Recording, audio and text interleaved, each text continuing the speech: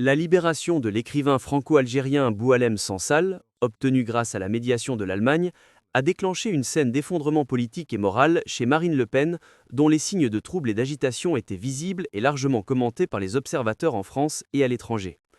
Cet événement, loin d'être anecdotique, a agi comme un brutal révélateur de la faiblesse et de l'échec diplomatique de la France, non seulement face à l'Algérie triomphante, mais aussi face à l'Allemagne pragmatique. Marine Le Pen, qui a toujours érigé la puissance et la souveraineté française en dogme politique, s'est retrouvée confrontée à une réalité amère et incontestable: l'Allemagne a réussi là où la France a lamentablement échoué. Malgré les multiples tentatives, les pressions incessantes et les stratégies d'intimidation, l'Algérie a choisi d'ouvrir la porte à la médiation allemande et de fermer celle de Paris. Cet acte de souveraineté représente un coup de massue porté à l'orgueil français, habitué depuis des décennies à traiter Alger avec une condescendance héritée de l'ère coloniale. L'Algérie a utilisé ce dossier symbolique pour affirmer une vérité géopolitique irréversible: la France ne tient plus les rênes de la relation et son influence dans la région maghrébine s'effrite jour après jour. Les déclarations de Marine Le Pen après la libération de Sansal étaient confuses, hésitantes et empreintes d'une profonde nervosité. Elle a tenté d'esquiver les questions embarrassantes des journalistes concernant d'éventuels remerciements aux autorités allemandes ou algériennes, concédant d'une voix incertaine qu'elle ignorait encore comment réagir, tout en reconnaissant à minima l'effort réel de l'Allemagne. Cet aveu involontaire constituait en soi une reconnaissance implicite de la perte de vitesse de la diplomatie française. L'effondrement politique et moral de Le Pen a été amplifié par une vague de critiques acerbes en France, d'analystes estimant que l'échec de Paris démontre la fragilité d'une diplomatie qui s'appuie sur l'arrogance et l'ingérence plutôt que sur le dialogue et le respect mutuel. L'Allemagne, à l'inverse, a adopté une approche calme, pragmatique et respectueuse fondée sur une histoire de relations solides avec l'Algérie, une méthode qui s'est avérée payante et stratégique. L'Algérie moderne a parfaitement compris que les relations internationales reposent désormais sur les intérêts réciproques et le respect des souverainetés, et non sur la tutelle ou la domination. La réponse positive d'Alger au médiateur allemand n'est donc pas une concession, mais un choix stratégique mûrement réfléchi pour affirmer son indépendance et adresser à la France un message définitif: le temps de la soumission est révolu. C'est la défaite des débats. Marine Le Pen s'effondre face à l'Algérie, l'Allemagne s'impose et la France perd son influence. La libération de Sansal est une humiliation historique pour l'orgueil français. Si vous pensez que l'Algérie a donné une leçon de souveraineté à l'Europe, votre action est un vote. 1. Cliquez sur le bouton j'aime pour saluer la puissance tranquille de la diplomatie algérienne. 2. Abonnez-vous immédiatement et activez la cloche. Décodez avec nous pourquoi la France est prisonnière de son passé et comment l'Algérie gagne la partie. 3. Partagez cette vidéo massivement. Montrez au monde l'effondrement du discours nationaliste français face à la réalité géopolitique. 4. Écrivez en commentaire: pourquoi la France n'a-t-elle pas su s'adapter?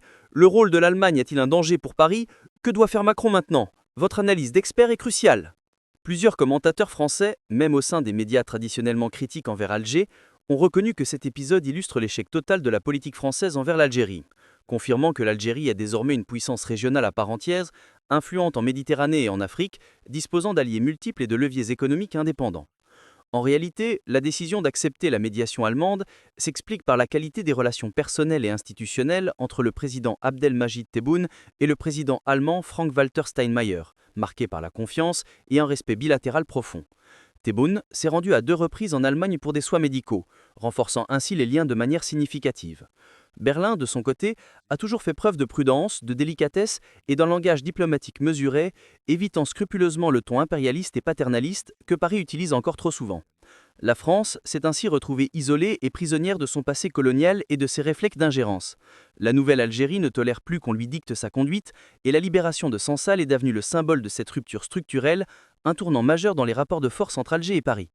Même les médias français parlent désormais ouvertement d'une défaite historique de la diplomatie française.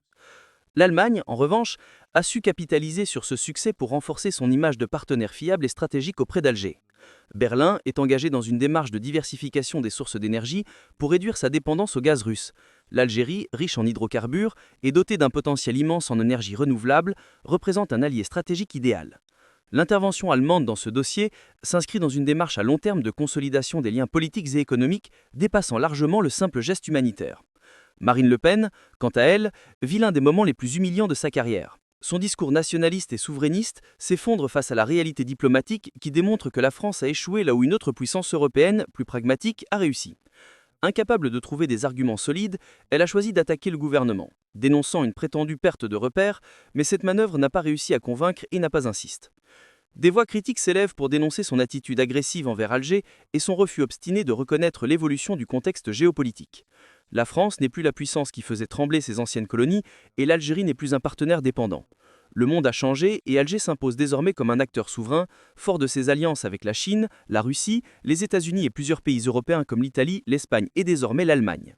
L'Algérie a ouvert de nouvelles perspectives de coopération dans les domaines économiques, énergétiques et militaires, construisant en quelques années un réseau d'alliances diversifiées qui lui confère un poids diplomatique inédit. La France, au contraire, a perdu une grande partie de ses intérêts en Algérie, notamment dans les secteurs de l'énergie, des infrastructures et des télécoms. Le dossier Sansal n'est que la manifestation la plus visible d'un déclin français accéléré. Les experts soulignent que le président Macron porte une grande responsabilité, notamment après la rupture profonde provoquée par sa décision de reconnaître la souveraineté du Maroc sur le Sahara occidental. En choisissant ouvertement ce camp, Paris a commis une erreur stratégique, ouvrant grand la voie pour Berlin pour s'imposer comme interlocuteur privilégié du pouvoir algérien. Ce rapprochement Alger-Berlin marque un tournant dans les équilibres méditerranéens. La France perd ce qu'elle considérait comme sa chasse gardée, tandis que l'Algérie affirme sa liberté de choix et impose désormais le respect. La réaction confuse et nerveuse de Marine Le Pen traduit l'effondrement de l'orgueil français. Sa voix tremblante lors de sa conférence de presse n'était rien d'autre que l'expression d'une défaite politique retentissante. Face à cette situation, de nombreux observateurs appellent Paris à repenser entièrement sa politique maghrébine, à abandonner la logique de domination et à adopter un partenariat fondé sur l'égalité et les bénéfices partagés. Certaines chaînes françaises vont jusqu'à parler de fin du pouvoir d'influence français en Algérie. Le Pen, qui espérait exploiter le dossier algérien dans sa stratégie électorale, voit ses ambitions s'effondrer car l'opinion publique ne croit plus aux slogans populistes de grandeur nationale. La diplomatie française est à la dérive, tandis que l'Allemagne récolte les fruits d'une approche respectueuse et pragmatique. L'effondrement de Marine Le Pen symbolise un changement profond dans les rapports de force entre l'Algérie et la France, mais aussi entre Berlin et Paris. L'Algérie, autrefois perçue comme un prolongement du précaré français, est aujourd'hui un acteur souverain et respecté, capable d'imposer ses choix et de multiplier ses partenariats. Cet événement, en apparence ponctuel, révèle un bouleversement géopolitique d'ampleur, la fin de l'hégémonie française sur l'Algérie. La France recule, l'Algérie avance, et l'Allemagne s'affirme comme un partenaire de confiance. Dans ce nouveau contexte, Marine Le Pen incarne malgré elle le visage d'une France dépassée, prisonnière de son passé et incapable de s'adapter à la réalité d'un monde où l'Algérie s'impose désormais comme un acteur incontournable, fort d'une armée puissante, d'une économie en développement et d'un peuple déterminé à préserver son indépendance. La libération de Sansal a agi comme un révélateur historique, symbolisant la fin d'une ère. Ce basculement s'inscrit dans une dynamique historique que beaucoup d'observateurs en France refusent encore de reconnaître. Depuis la fin de la guerre d'indépendance, la relation franco-algérienne a été marquée par une asymétrie structurelle, Paris n'ayant jamais su dépasser les réflexes paternalistes hérités de la colonisation. Pour la première fois depuis des décennies, Alger a su inverser la logique. En choisissant de dialoguer avec Berlin, elle a posé un acte politique fort, celui de tourner la page du passé pour construire un avenir fondé sur la dignité et la réciprocité. L'attitude allemande a, de son côté, démontré une intelligence diplomatique que la France semble avoir perdue. Loin des injonctions moralisatrices, Berlin a adopté une stratégie discrète mais efficace, privilégiant les gestes symboliques et la parole mesurée. Cette approche a séduit Alger, qui a vu dans la prudence allemande un signe de respect véritable. En réalité, l'Allemagne a compris avant d'autres que les nations fières comme l'Algérie ne se laissent pas acheter ni soumettre, mais qu'elles recherchent des partenaires capables de reconnaître leur poids et leur histoire. Ce réalisme allemand contraste violemment avec la crispation idéologique qui caractérise encore la classe politique française. Marine Le Pen, tout comme Emmanuel Macron, incarne cette France qui ne parvient pas à accepter la fin de son empire moral et symbolique. La diplomatie française, enfermée dans ses schémas anciens, continue de croire qu'un simple appel à la fraternité historique suffira à rétablir l'influence perdue. Or, le monde a changé, et l'Algérie aussi. Forte de sa jeunesse, de ses ressources naturelles et de sa stabilité politique relative, elle regarde désormais vers l'avenir avec assurance. L'État algérien, porté par un sentiment renouvelé de souveraineté, mise sur la diversification de ses partenariats et sur une diplomatie active. La Russie, la Chine, l'Italie, la Turquie, mais aussi l'Allemagne, y voient un acteur crédible et équilibré dans la région. Ce repositionnement géopolitique répond à une logique stratégique mûrement réfléchie, celle de la multipolarité. Dans ce nouveau monde multipolaire, la France semble avoir perdu la boussole. En s'enfermant dans une posture de nostalgie et de condescendance, elle a rompu le lien qui la reliait à Alger.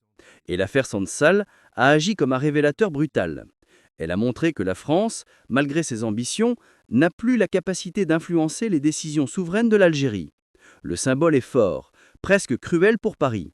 Ce n'est plus vers l'ancienne puissance coloniale que l'on se tourne, mais vers une puissance européenne perçue comme plus respectueuse. Dans ce contexte, Marine Le Pen apparaît comme la personnification d'un système politique français en perte de repère. Ses déclarations, oscillant entre colère et déni, traduisent la panique d'une élite qui voit s'effondrer les certitudes d'hier. Elle voulait incarner la voix d'une France fière et maître d'elle-même, mais elle se retrouve aujourd'hui à commenter un événement dont la portée échappe totalement à sa grille de lecture. Son effondrement moral n'est pas seulement celui d'une femme politique, mais celui d'une vision du monde dépassée. Pendant ce temps, l'Algérie trace sa route. Elle avance avec prudence, mais fermeté, construisant patiemment un réseau d'alliances équilibré. Sa voix porte désormais dans les forums internationaux, notamment en Afrique et au sein du monde arabe. Les puissances régionales la consultent, les grandes capitales la respectent, et les chancelleries occidentales, même réticentes, reconnaissent sa capacité à influencer les équilibres énergétiques et sécuritaires du bassin méditerranéen. Cette ascension tranquille mais constante constitue un des faits majeurs de la décennie. Le pari allemand, lui, s'avère payant. En misant sur le dialogue plutôt que sur la domination, Berlin a non seulement obtenu la libération de Sandsal, mais a aussi gagné un partenaire durable. Dans un monde où les rapports de force s'expriment de plus en plus par l'économie et la diplomatie, plutôt que par la contrainte, ce type de victoire symbolique vaut beaucoup plus que des contrats. C'est une victoire morale et stratégique fondée sur la confiance.